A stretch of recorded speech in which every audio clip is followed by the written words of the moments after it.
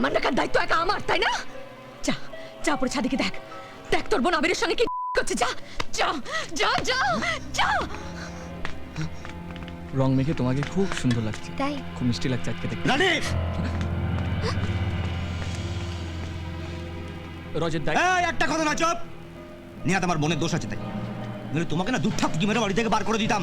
দাদা দাদা আমি ওকে ছাদে আসতে বলেছিলাম। তোর খুব সাহস হয়ে গেছে না? তুই নিজের দাদাকে দাঁড়িয়ে কথাটা বলছিস। আর তোমাকে আমি বলে দিচ্ছি, তোমাকে যদি ওপরে কোনো দিন দেখি, শুনে রাখো, নিচের মানুষ তো নিচু হয়ে থাকবে।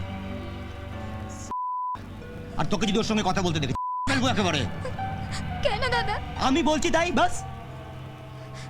আর তোমাকে বলে দিলাম, এটা ভদ্রলোকের পাড়া, হ্যাঁ, সাউথ ক্যালকাটা না। হিরোগিরি দেখাতে হলে অন্য পাড়ায় গিয়ে দেখাবে, ঠিক আছে? এটা ওয়ার্নিং। হ্যাঁ, দাদা কেন এরকম? আর কোনো কথা বলবি না। তুমি একটা কথা মাথায় রাখো, এটা তোমার আর আমার মধ্যে রইল। যদি ওপর নিচ হয় আমার ভালো লাগবে না, মনে থাকবে না? চলো আয়।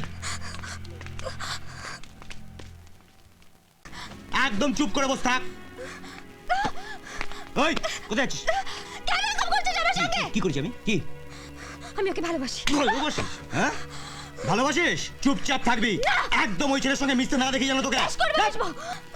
রানী করে দেবো কিন্তু, চুপ করে বস থাক।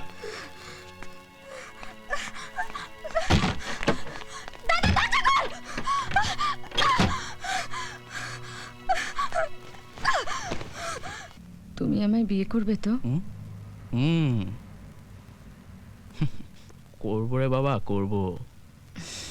তুই আর আমি বিয়ে করে ওই বাড়িতে থাকবো। আচ্ছা, ওই বাড়িটা তোর ভাগ আছে না? আছে তো? হ্যাঁ আছে তো। ওই ভাগটা জ্যাঠামশাইয়ের কাছ থেকে লিখে নে, নইলে বিয়ের পর আমাদের ভাগ্যে জুটবে কি? কলা।